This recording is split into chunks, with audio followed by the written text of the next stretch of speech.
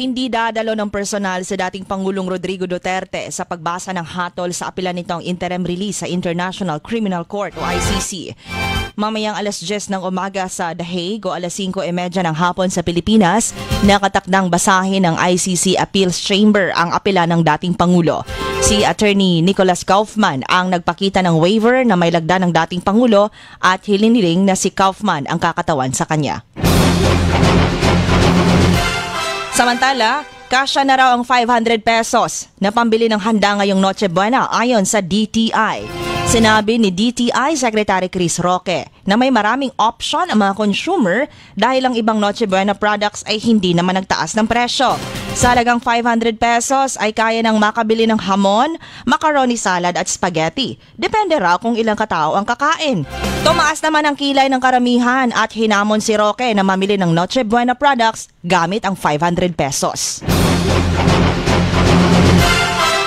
Nasasaktan daw si presidential son at Ilocos Norte 1st District Representative Sandro Marcos sa nangyayari lalo sa kanilang pamilya ngayon.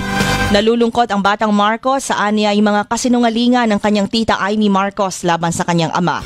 Pero kahit ganito daw anya ang nangyari ay nakafocus lang daw siya sa kanyang trabaho.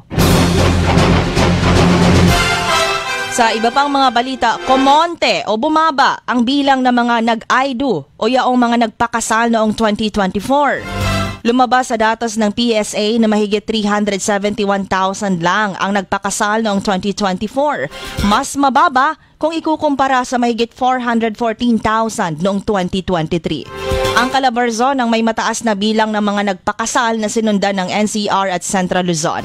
Karamihan naman sa mga ikinasal ay edad 25 hanggang 29 years old. Lumabas din sa datos na marami ang nagpakasal noong February, June at December 2024.